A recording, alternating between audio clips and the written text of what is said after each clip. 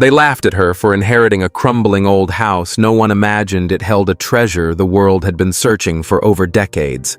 One girl, one broken-down home, and one secret powerful enough to change everything. If this story made you feel something, don't forget to like, subscribe, and share your thoughts in the comments below. I'd love to hear what you think. Laura pulled the Buick off the road and let it idle by the curb, her eyes scanning the house she'd once called home. The place hadn't changed much from the last time she'd seen it, except for the patches of peeling paint and the way the weeds had all but claimed the walkway. The front yard, which her mother had tended with such care, now lay wild and neglected. The cracked concrete steps leading up to the porch seemed to sag under the weight of years and rain and all that came between. Laura sat there for a long minute, the engine ticking softly in the quiet afternoon, trying to find the courage to step out and face it all. She'd buried her mother 2 days ago in a small cemetery plot that sat under the shade of a maple tree, the kind of place her mother would have liked, quiet and a little apart from the rest. Denise had always said she'd rather have the company of trees than too many people around. Laura had stood at the grave with a small bouquet of white lilies, the smell of earth and flowers mixing with the dampness of an early autumn drizzle, and she'd felt the weight of all that her mother had carried alone. She'd watched the casket lower, wishing she'd known her better, wishing she'd had the words to say thank you for every sacrifice her mother had made. When she finally made it to the front steps, Laura felt a chill like the air had shifted since she'd left for the funeral. She tried the key. It stuck a bit like the lock hadn't been turned in years, and when the door creaked open, the smell of dust and old wood hit her square in the face.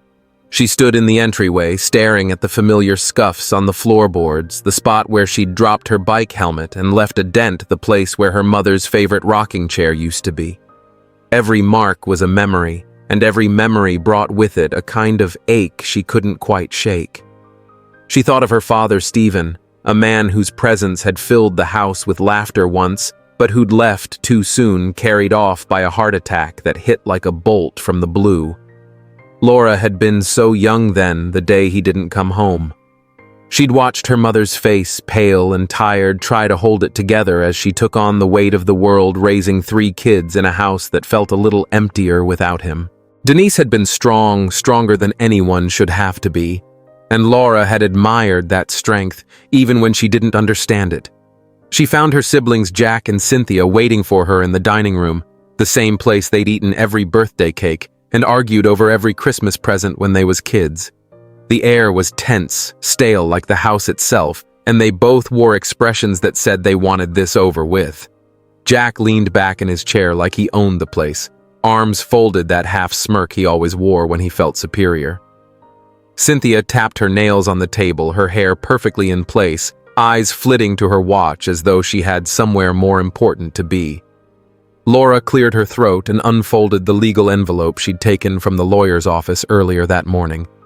She read the words slowly, making sure she got every syllable right, but her voice cracked when she reached her own name. The will was simple enough. Jack got the downtown apartment, probably the one he'd had his eye on for months, and Cynthia would get Mom's little business she'd worked so hard to build. Laura paused as she read her own inheritance, the old family house with its peeling paint and creeping vines and years of dust. That was it. Jack snorted and shook his head, the smirk on his face turning sharp. "Guess Mom figured you'd be the one to clean up the mess." He said, a short laugh that had no humor in it. "Maybe she never really liked you much anyway. Probably thought you'd be happy to have anything at all." Cynthia just looked at her with eyes that seemed to pity her, or maybe they were just glad they'd gotten better deals. "You always were the little charity case," Cynthia said, her voice dripping with false sweetness. "Maybe Mom didn't trust you with anything valuable." Laura felt a hot sting behind her eyes, but she blinked it back, her mind not on the papers, but on the last moments she'd spent with her mother. "I thought maybe," she said carefully, her voice thick with the ache of loss. "Maybe the 3 of us could go together to visit Mom's grave, just to say goodbye properly. That's all I care about." She looked at Jack and Cynthia, just hoping that they'd feel the same pull of family and memory that she did, that for once it wasn't about the money or the deeds or who got what, but about the woman who had given them everything she had. Jack checked his phone and shook his head. "Can't. Got work," he said, his tone as final as a slammed door. Cynthia just shrugged her fingers, twisting the strap of her purse. "Sorry, Laura," she said, not meeting her eyes. "Maybe another time." Laura watched them leave, the sound of their footsteps fading into the empty hallway, and she felt a loneliness she hadn't known since she was a child. She stayed in that room a long time, listening to the tick of the old clock on the wall, remembering the nights her mother had sat at this table balancing the checkbook and humming soft songs that only Laura seemed to hear. She thought about how tired her mother's eyes had been and how full of love. She missed her fiercely with a kind of ache that settled deep and refused to leave. Determined not to let the emptiness swallow her whole, Laura went room by room, letting her hand trail along the old banister, feeling every worn spot like a memory of her mother's touch. She paused at the pictures on the wall, birthdays, Christmas mornings, the smell of cinnamon from Mom's apron, each one a reminder of the laughter and comfort that had once filled these walls. She didn't care about the will, about who got what or how much. None of that mattered now. Standing in the hallway, she whispered into the still air, as if the house could hear her, as if her mother still lived in the creak of the floorboards and the warmth of the kitchen stove. "I miss you, Mom. I just wish you were still here." In the hallway, she found the family portrait edges curling with age. The colors faded like a memory left too long in the sun. Her father's smile looked more tired than she remembered. Her mother's eyes seemed to shine with a quiet warmth, like she'd once carried the happiness of the whole family in her gaze. Laura's own face stared back at her, wide-eyed and innocent, a girl who hadn't yet learned that the world could change in an instant. In that moment, captured in fading colors, they were a family complete and at peace, a memory of simpler days when laughter filled the house and love felt strong enough to last forever. She carried that picture with her as she made her way toward the basement, each step a slow descent into the past she thought she'd left behind. The air grew cooler with each step, heavy with the scent of mildew and old regrets, but also with the soft comfort of memories. As her eyes adjusted to the dim light, she noticed a battered cardboard box, its sides sagging under the weight of time. Curious, she brushed aside a blanket of dust and opened it, revealing a treasure trove of old photos and faded construction paper drawings, stick figures with messy crayon scribbles, some signed Jack or Cynthia, others with her own scrawl. She let out a soft laugh as she flipped through them, remembering the fights and the tears and the laughter, the times they'd driven their mother to the edge of her patience with their roughhousing and their constant chatter. Her mother had kept every single one a testament to the love she'd poured into their lives, no matter how messy it had gotten. Laura's chest tightened, and she clutched one of the wrinkled drawings, whispering, "You kept everything, Mom, even when we didn't deserve it." She sat back on her heels, the box resting between her knees, a soft smile lingering on her lips as she traced her fingers over a drawing of a stick figure family, Mom in the middle, smiling even with the wobbly lines. She felt the warmth of those days fill the dark corners of the basement, chasing away the chill. Setting the picture aside, she looked around and noticed more boxes, some marked with old years she could barely remember. She reached for another box, thinking maybe there was more of the past, more of the mother she missed so much. That's when her eyes caught the edge of something metal behind a stack of yellowed newspapers, a small, rusted safe paint, peeling like old skin. Her heart skipped the hush of the basement, pressing in on her. She crawled closer, brushing away the dust, wondering what her mother had felt so important to lock away. She ran her fingers over the cold metal, feeling each scratch and dent, as if they might somehow whisper the answers she'd come looking for. The dial stuck at first, stiff with years of neglect, and she found herself pressing her forehead against the safe door, trying to remember the numbers that might break the lock on all the secrets her mother had left behind. She tried her mother's birthday first, too simple, she thought, and then the date her father died, though that felt too raw, too final, like a door that shouldn't be opened. Nothing worked, and with each failed attempt, her heart sank lower. Laura pressed her lips together, the taste of salt on her tongue, and turned the dial again, her fingers trembling. She closed her eyes, drawing on every scrap of memory she could find, letting the rhythm of her parents' lives guide her hands. Suddenly it came to her the date engraved on her mother's wedding ring, the one she'd worn until the day she died. She whispered it under her breath, turning the dial carefully, feeling it click and give way like a sigh from the past. The safe creaked open, slow and hesitant, like it had been waiting all these years for her touch. Inside, the first thing she saw was a folded cloth, edges frayed and yellowed with age. She lifted it gently, revealing a painting wrapped in brown paper, the corners worn from years of neglect. She peeled back the wrapping to reveal a portrait of a woman with soft, knowing eyes, the brush strokes delicate, but the colors dulled by time and dust. Laura stared at it, feeling something stir in the pit of her stomach. It felt old important, though she couldn't put her finger on why. She turned the painting over, careful not to tear the fragile paper, and saw a signature scrawled in the lower corner, Ceni di Pepo. The name meant nothing to her, just another artist's flourish, and she shrugged, thinking it must have been a gift or a yard sale, find her parents had picked up years ago. She set the painting aside, her eyes catching on a worn, leather-bound book tucked at the bottom of the safe. She lifted it with care, feeling the weight of it in her hands, the pages fragile with the years. She flipped it open, and her mother's handwriting stared back at her in the looping, slanted script she'd always admired. A voice from the grave telling its story in words that smelled faintly of lavender and mildew. Laura read slowly, each word a quiet confession that wrapped itself around her heart. This can't be real. At the bottom of the safe, next to the journal, lay an envelope tied with a faded blue ribbon, the knot small and tight, as if her mother had meant to keep it from coming loose. Laura's heart lurched as she picked it up, the paper thin and worn, but holding its shape like it still had something to say. She untied the ribbon, careful not to tear it, and unfolded the letter inside. Her father's handwriting leapt off the page, that same hurried scrawl she remembered from the notes he used to leave on the fridge. She read the first line and felt the ground slip out from under her feet. Laura, if you're reading this, it means your mother is gone, and the truth has found its way to you at last. She read on each word, cutting deeper, the lines tangled with regret and fear. Laura sat in the basement, the paper trembling in her hands, the smell of mildew and old wood pressing in on her like a half-forgotten dream. The words on the page seemed to blur, dancing in the low light of the single bulb overhead, her father's handwriting clawing at her heart. She'd always known her dad had secrets, but the words on this paper felt different.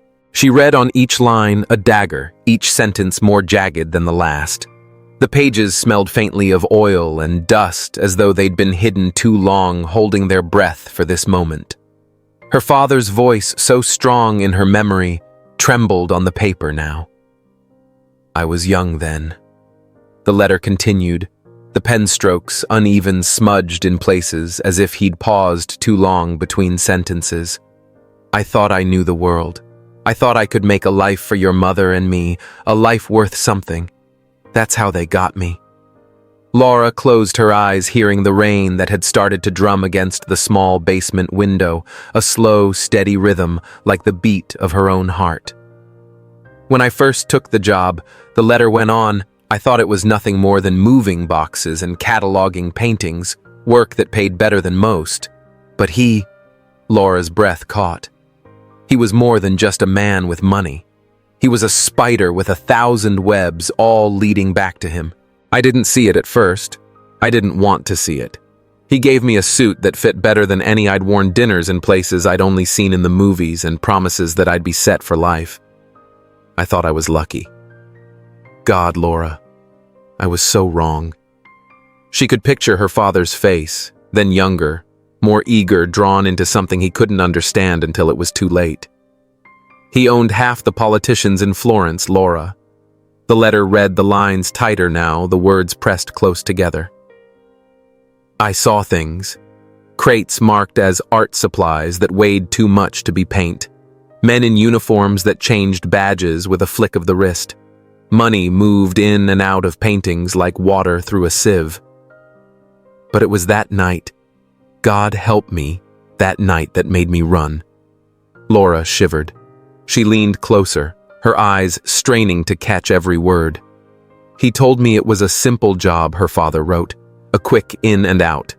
I'd done pickups before deliveries, quiet trades. But this was different. He gave me a key, a map, and a name, Ceni di Pepo. Take it from the museum, he said. No one will ever know. The paper felt cold in Laura's hands.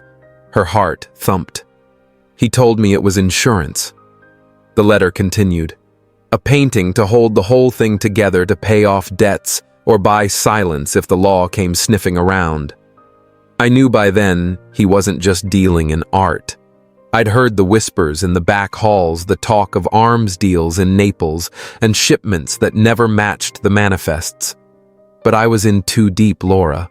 I had nowhere to go. If I'd refused, I'd have ended up like the others, another name scratched off the ledger. Laura's breath caught the basement air, feeling too thin, too tight. The night I took it, Stephen wrote, I felt like I was walking into hell itself. The rain fell in cold sheets, soaking through my jacket, the wind slicing off the Arno like a blade. I remember thinking, Stephen, you're a dead man. Every step I took toward that museum felt like it might be my last. I could see the guards in the windows, shadows moving behind glass. Every time I blinked, I thought I saw him, my boss, standing there in the darkness watching me. And then I was inside. Laura could almost see it, the cold stone hallways, the sound of her father's boots on the marble, the weight of fear pressing on his shoulders. He'd given me the codes, Stephen wrote. He'd given me the keys.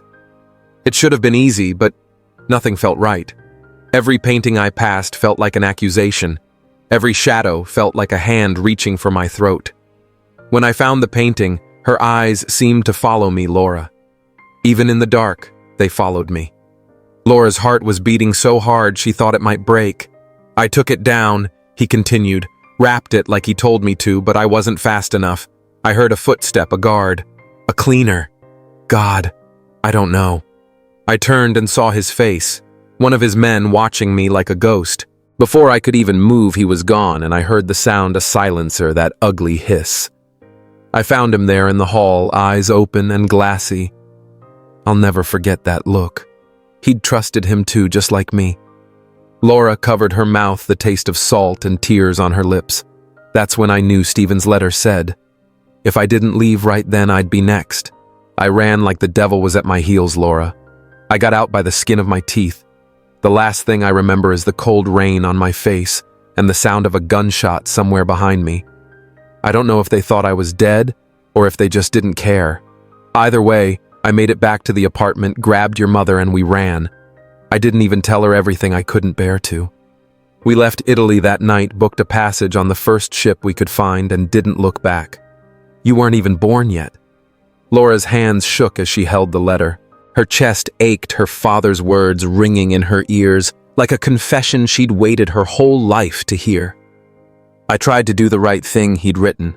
I tried to find a way to give the painting back to clear my name, but I was a coward, Laura. I was a coward who thought he could outrun his sins.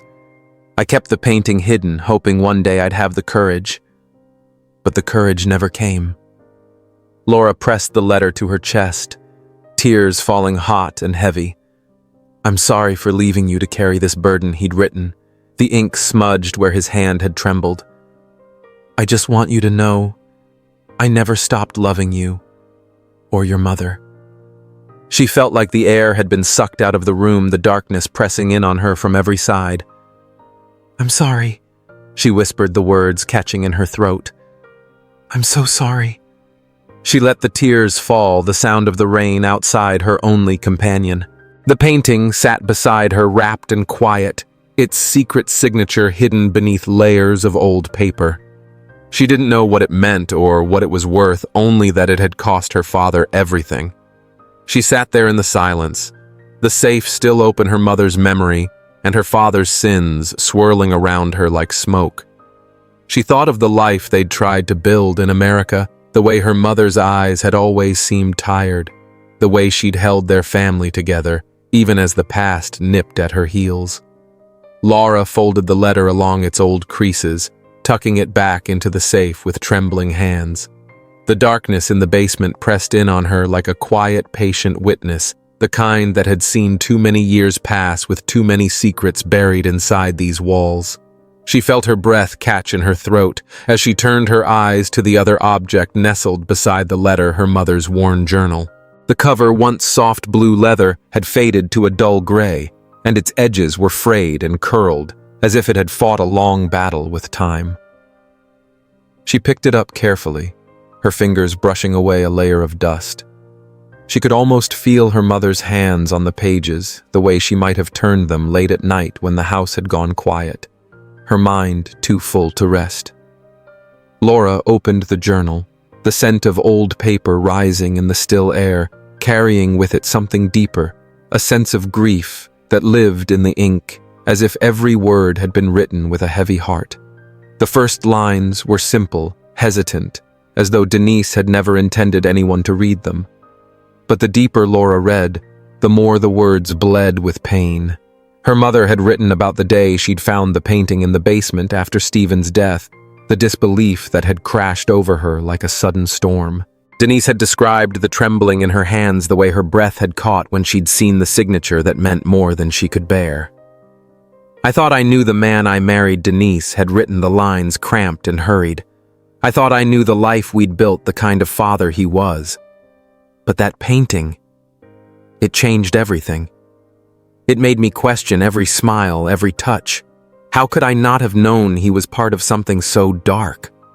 Laura's heart twisted as she read the words, digging into her chest like a blade.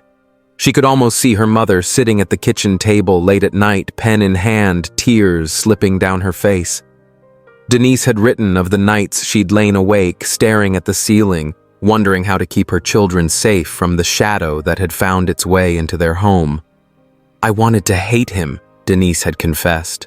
I wanted to take that painting and burn it to erase every trace of what he'd done. But I couldn't. I saw the way he looked at us, Laura, the way he smiled at you when you fell asleep on his lap, the way he held my hand when he thought no one was watching. I couldn't hate him. I couldn't hate the man who gave me you. Laura's tears blurred the ink, and she had to pause, breathing slow and shallow. She thought of all the times her mother had smiled through her pain, the strength it must have taken to hold a family together when everything felt like it was falling apart. Then came the part that made her blood run cold. Her mother had written of the day one of Stephen's old colleagues had come to the door, a man with eyes too dark and a smile too thin. He'd spoken softly, politely even, but every word had carried a weight that pressed on her mother's chest like a stone. He told me if I ever breathed a word of the painting Denise had written, that I'd be signing all our death warrants. He said they'd watch us forever, that there was nowhere to run. I saw the way he looked at you, Laura. I saw the way his hand curled into a fist when he talked about your father. I knew then that silence was the only way to keep you safe. Laura felt her hands shake as she turned the page. The words blurred, but she forced herself to read every line. Her mother had carried that secret like a shield, too afraid to speak, but too determined to let it die. She'd locked away the painting, the journal, the letter, and lived each day with the fear that someone might find them. At the bottom of the last page, Denise had written, "If you're reading this, Laura, it means I'm gone and I can't protect you anymore. I pray you find the strength I never had to bring light to this darkness. I only wanted to keep you safe. I'm sorry."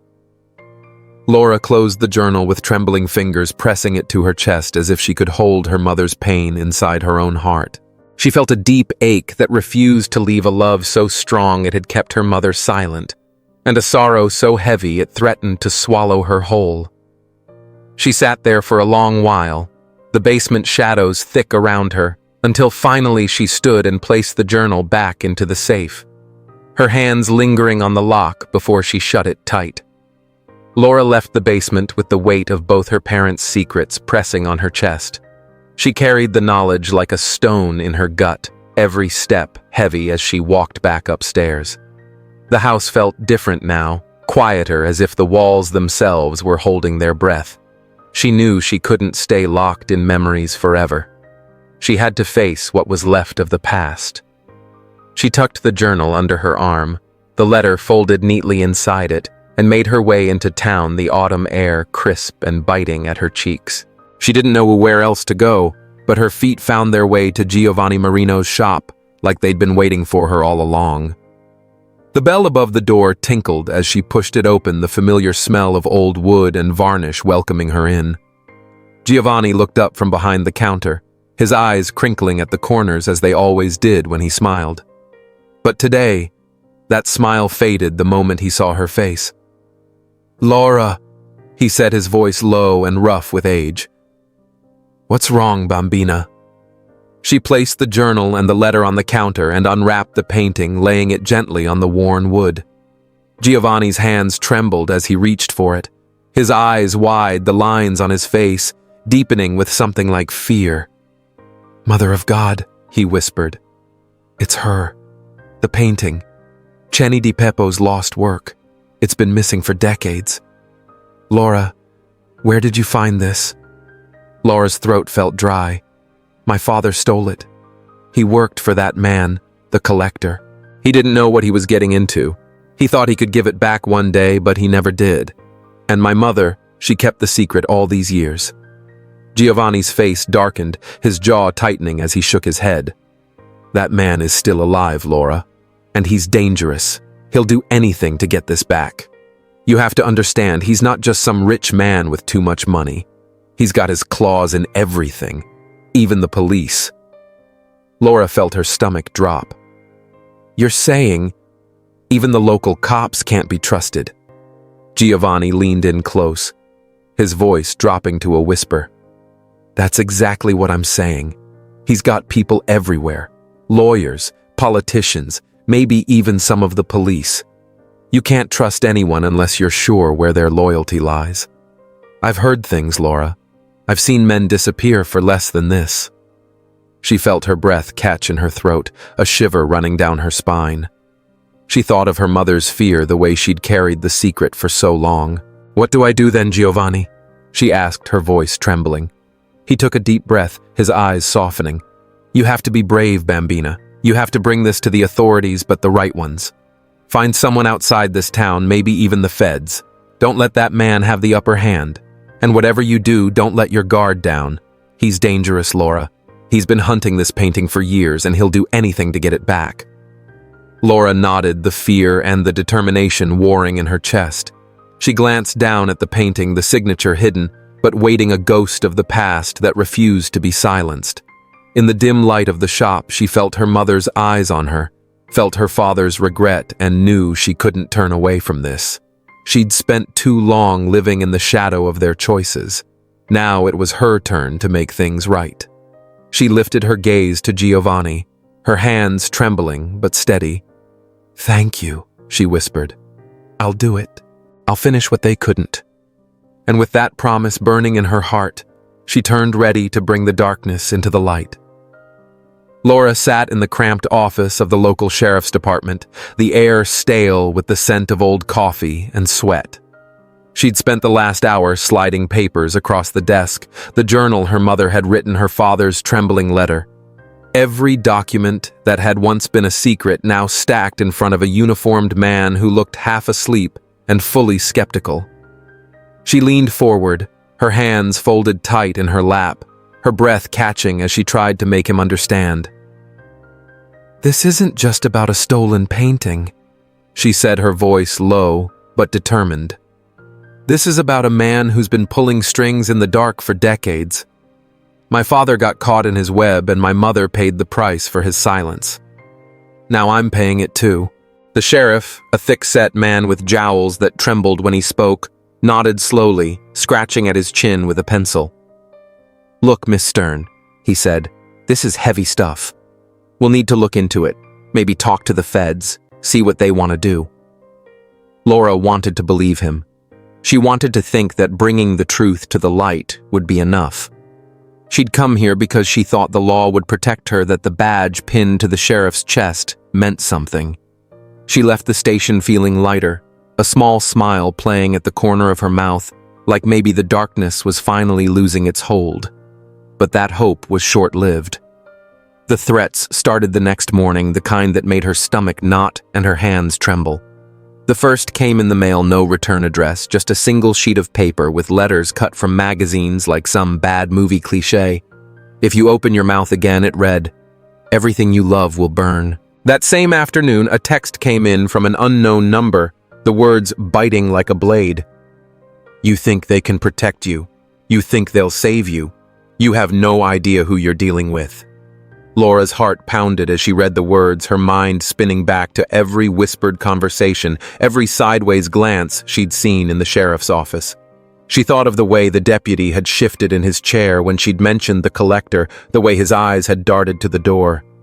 She couldn't be sure who she could trust now. That night, Laura couldn't sleep. The shadows in her room felt too close, like they were waiting for her to close her eyes. She thought of her mother, of the years she'd spent living in silence, and the thought made Laura's chest ache. Sometime around midnight, she heard the sound of gravel crunching outside the window. She pulled the curtain aside, her breath catching when she saw a shape moving near the driveway.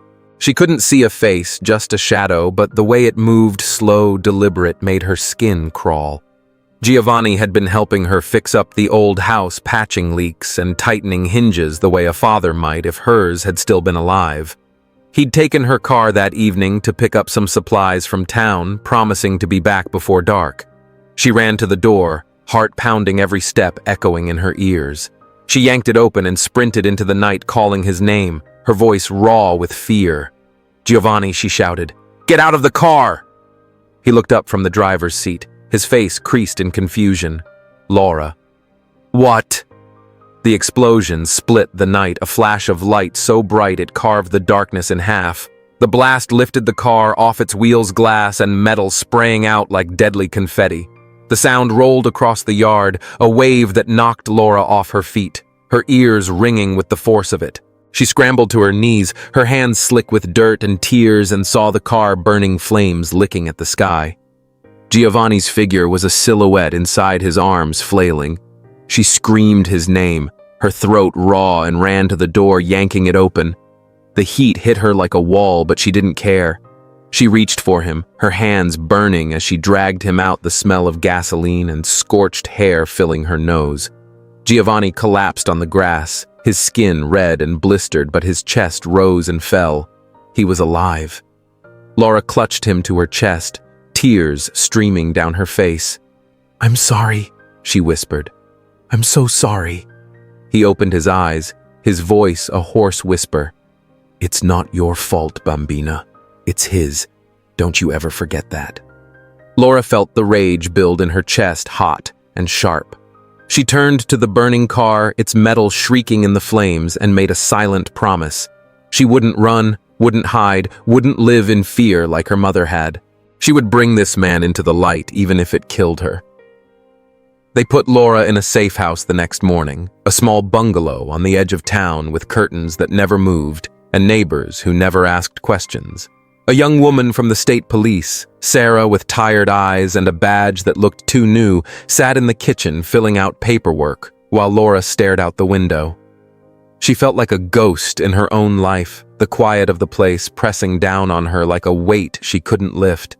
The smell of burnt metal still clung to her clothes, and every time she closed her eyes, she saw Giovanni's face in the firelight, the way he'd looked at her when he'd told her to be brave.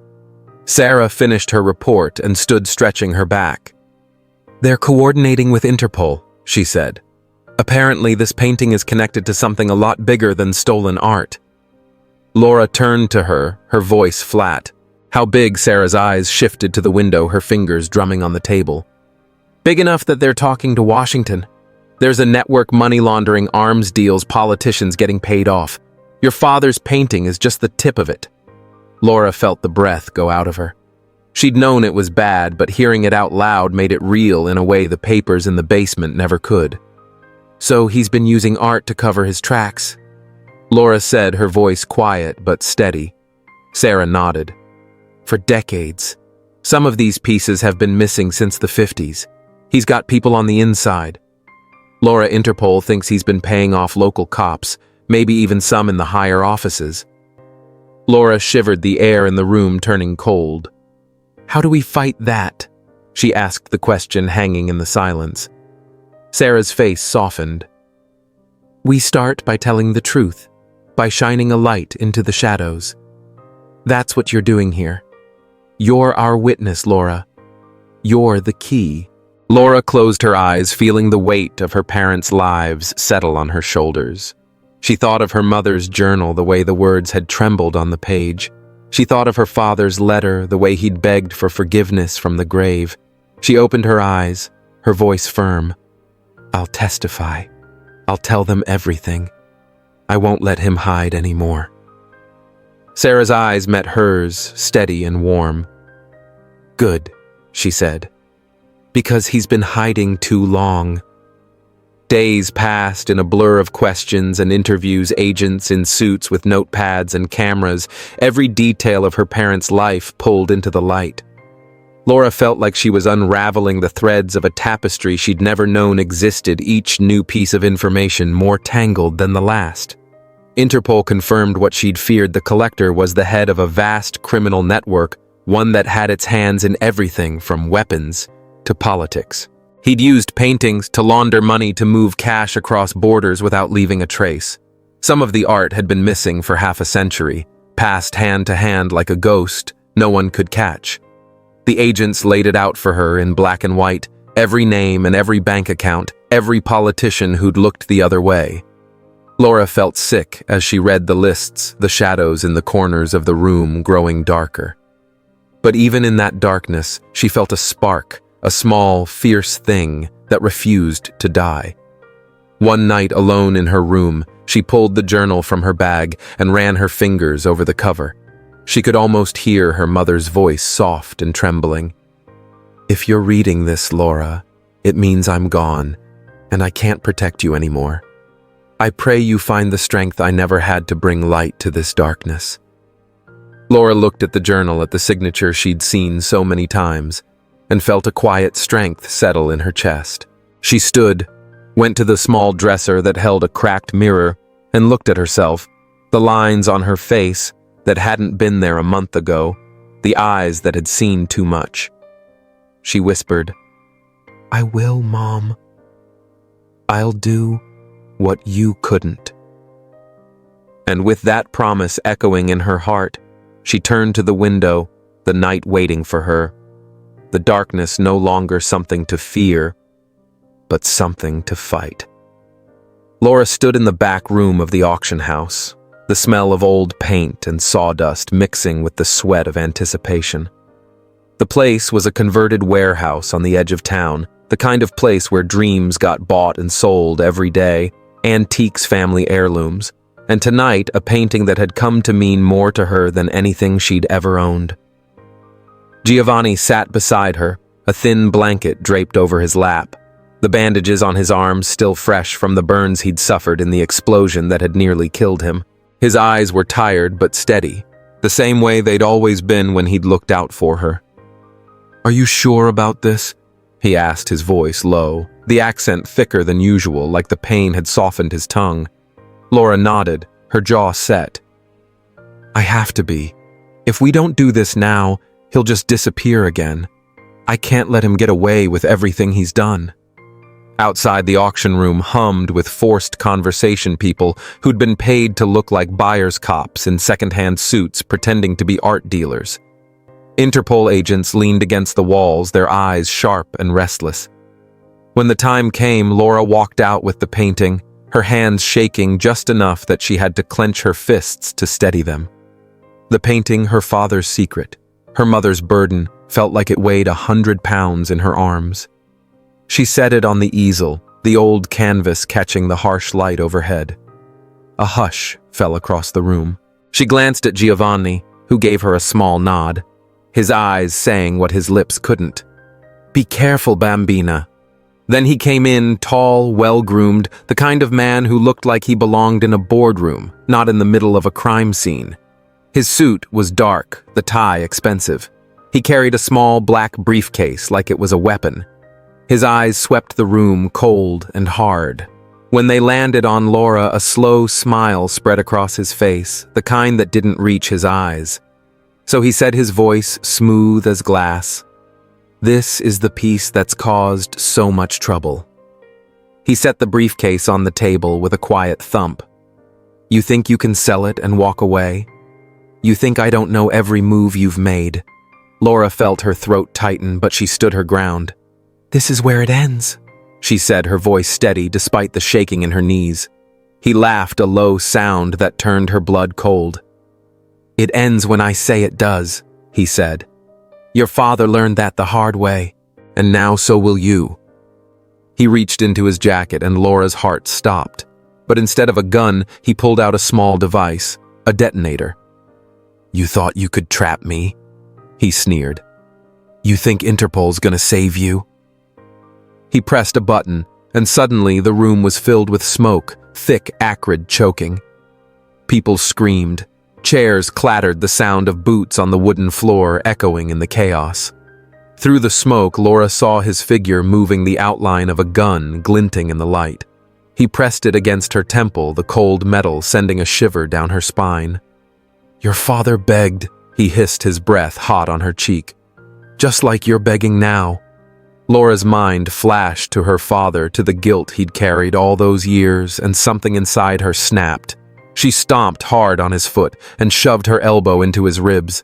He grunted, the gun wavering just enough for Giovanni to charge in with a fire extinguisher, swinging it like a bat. The gun clattered to the floor, and Laura kicked it under the table, her heart hammering so hard she thought it might burst. But before she could catch her breath, one of his men threw another smoke bomb, the room disappearing in a cloud of gray. She felt hands grab her, pulling her down. She hit the floor hard, her ears ringing. By the time the smoke cleared, he was gone, like a ghost, leaving only chaos in his wake. Laura stood, her legs trembling, her lungs burning with the acrid taste of betrayal. Giovanni hobbled over, leaning on the table for support. "Are you okay?" he asked, his voice raw. She nodded, her hands balling into fists. "He won't get away. Not this time." Days blurred into weeks, as Interpol and local law enforcement fanned out across the country looking for any trace of him. Laura sat in the safe house, watching the days pass through a cracked window, each sunrise bringing with it a little more hope and a little more fear.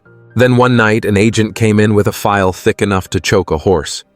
"We found him," he said, his voice tight. "He's holed up in a villa on the coast, surrounded by guards. We're moving tonight." Laura's heart leapt into her throat. The villa loomed in the darkness, a fortress with high walls and guards at every door. She watched from a safe distance as the agents moved in shadows among shadows, guns drawn, eyes sharp. The night exploded in chaos, shouts, gunfire, the crack of windows breaking. Laura pressed her hands to her mouth. Her breath caught somewhere between a scream and a prayer. And then he appeared on the balcony, his suit rumpled, his hair a mess. He held a gun in one hand and a sneer in the other. "You think you've won," he shouted. "You think you can take me down." He fired into the air, a sound that split the night like a scream. A bomb went off in the courtyard, one of his men trying to create a way out. But the agents were too quick, the chaos too contained. He ran for a car, but Interpol was faster. They tackled him just steps from the driver's side, his gun skittering across the ground. He struggled, eyes wild, mouth frothing. "You can't stop this," he screamed. "You can't kill a ghost." But they did. They pinned him down, the flashing lights of the police cars washing over his face, making him look smaller than he'd ever seemed before. Laura stood at the edge of it all, her heart breaking and healing all at once. The days that followed were filled with questions and signatures, with meetings in cold rooms, and words like evidence and testimony. Laura answered every question, her voice strong. She held the painting in her hands one last time, the signature now a symbol not of shame, but of survival. When it was done, she sat on the porch of the old house, the air heavy with memories.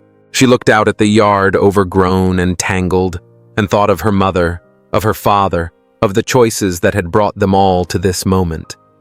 Jack and Cynthia came by, their eyes lowered, their voices soft. She handed them each an envelope, the money inside more than enough to start fresh. They cried and hugged her, their tears washing away years of bitterness. She walked inside the walls still scarred from years of silence, and found Giovanni sitting at the kitchen table, his eyes tired but at peace. "It's over," he said, his voice soft. Laura nodded, her heart light. "It's over." She lit a candle by the old family portrait, the flame flickering like hope. "Mom, Dad," she whispered, "I did it. We're free." And the painting Ceni di Peppo's lost masterpiece hung on the wall, no longer a secret, but a testament to a family's strength, a mother's love, and a daughter's fight for the truth. Hey everyone, thanks for sticking with me through this incredible journey. I've got to say, writing Laura's story has been one of the most emotional experiences I've ever had as a storyteller. This isn't just another crime thriller. It's a raw, honest look at how one family's life can be shattered by secrets, guilt, and a past they didn't choose. And yet in the end, it's also a story about hope, courage, and the power of love to overcome even the darkest of times. What really strikes me is how this story shows that even the people we love the most can have secrets that shape who we are and the choices we make. Laura's journey from a grieving daughter to a determined fighter shows that sometimes the hardest battles are the ones we fight inside ourselves. I think it's a reminder that the truth might hurt, but it's also what sets us free. Denise's silence wasn't weakness. It was her way of protecting her kids. And Stephen, though he made terrible mistakes, never stopped loving his family. That's the real heart of this story, that love can survive even when the world falls apart. It's a lesson I think we all need, especially now that no matter what darkness comes our way, we can choose to stand up and fight, not just for justice, but for the people who matter most. So I'd love to hear your thoughts. What did this story make you feel? Did you see yourself in Laura, or maybe in her mother's quiet strength? Let me know in the comments below. Let's talk about what this story means to you. Thanks for watching, and I can't wait to read your thoughts.